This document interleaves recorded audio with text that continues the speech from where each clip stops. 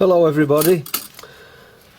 Yes, I made a video yesterday and I shown you me doing finishing these cylinders off and doing the steam passages. I thought that was going to be my last video on my cylinders. It has been a bit of a long-winded job, but there's a hell of a lot of work in them. And I thought that would be my last video, and lo and behold, I forgot something.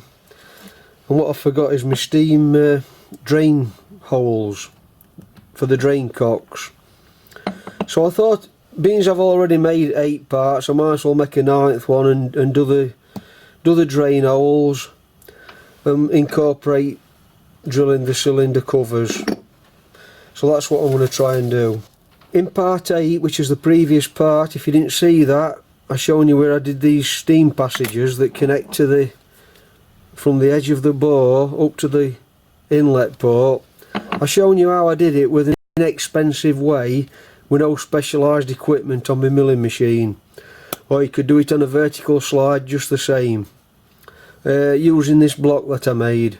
Take a look back at that if you're interested. If not, stick with me and we'll do this. And the drain holes are on the centre line of the bore at the bottom, 1 7/8 in, which leaves them 1/4 of an inch from that fixing hole for the cover. I've set my calipers at 1 7/8 and I've marked a line there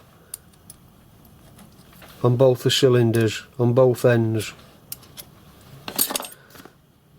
And then the distance from the end, well, it's a 2.5 inch between centres, so the 3 inch long the cylinders, so that makes them 1/4 of an inch in there.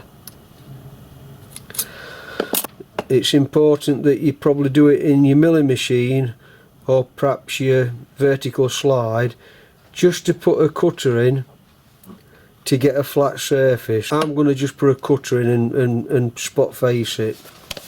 We'll come to that in a bit. You've got to drill in vertical with an appropriate drill size for whatever thread you're going to use on your drain cocks. They're not even in the book. I've got to find a drawing to make some drain cocks. As you probably know by now, I don't buy anything if I can help it. When you've gone to your depth, then you've got to come with another hole off at an angle, so that a smaller hole on the edge of that hole at an angle, so that you intersect with the end of your cylinder where the covers fit up to, where the spigot comes to. Well, you could work that angle out with some trigonometry, yeah, I know all that, but I like to keep things simple. So this is a full-size drawing, and I've worked it out from this drawing that it's an angle of 9 degrees. So all I'll do is I'll set my angle gauge over to 9 degrees and set my block then over at 9 degrees, like that. Then I'm gonna incorporate this little bit which I've not done yet, and that's the cylinder covers. And I'm just making them out of a flat piece of cast iron which I've sawn off and cut to its dimensions. Mark them up offside and near side, top and front, so you don't get them mixed up. And all I'm going to do is transfer the holes in, and I'm just going to mark 2 diagonal holes off just to start with, this one and this one.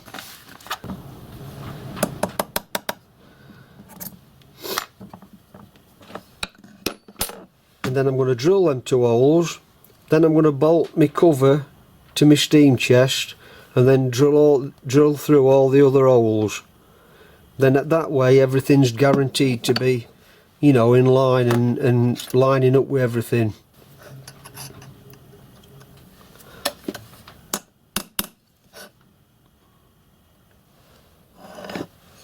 And then I'll see you over on milling machine.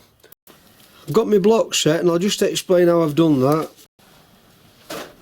So all I've done then, I've put a parallel on my milling table bed, and I've set it on axis at machine at 90 degrees to the table, so I can just put my block on, and then same with the other one. When I take this one off, just put it up to that stop and everything's going to come in line. I've touched on this face and moved over a quarter, and I've touched on this face and moved over to 1 7/8. So I've now picked my first hole up, my position of my first hole. I'm going to spot face that, then I'm going to move over 2.5 inches and spot face the other one.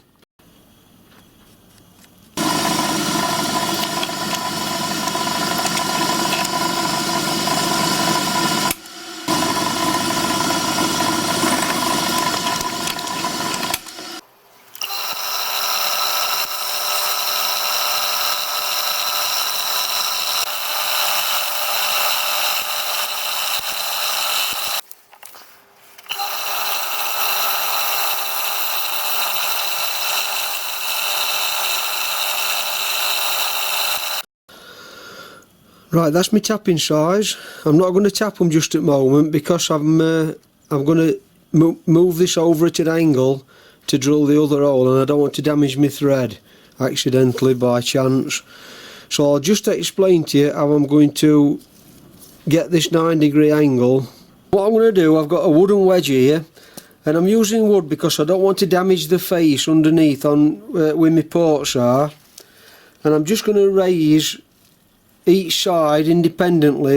I'm doing this side first, then I'm going to check it with my angle finder. I've set that at 9 degrees. Right, that's it. I've got that set at 9 degrees now, so I'll just clamp it off.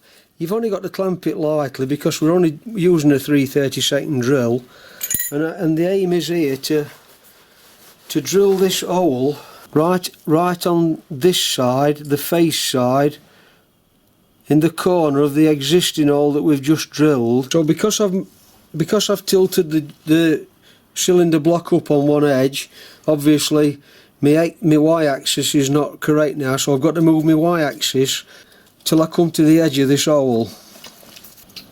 I've just moved camera to the other side of the milling machine, and this diagram should explain it better. So here's my square. I've took a reading from the bore to my square, and I've found out it's 5/64. Then I've measured, left everything in place, then measured from my square to the edge of my drill, and that's 13/64. So when my drill comes down into this bore at that 9-degree angle, it should break through a 1/8 of an inch.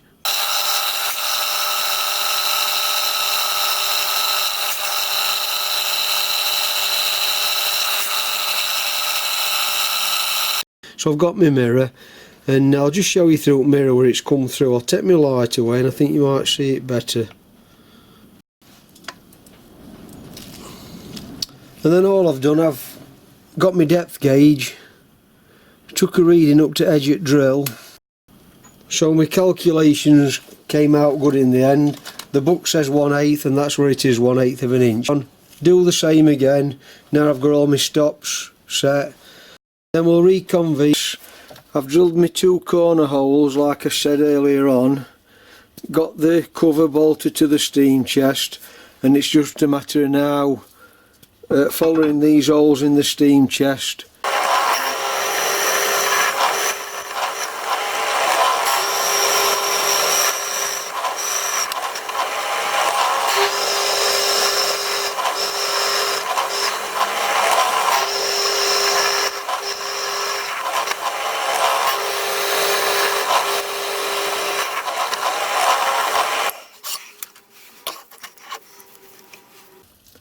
That's all the external components done now on the cylinders. Move on to the internals now. Thanks for watching, and I'll catch you on my next video. Bye for now then.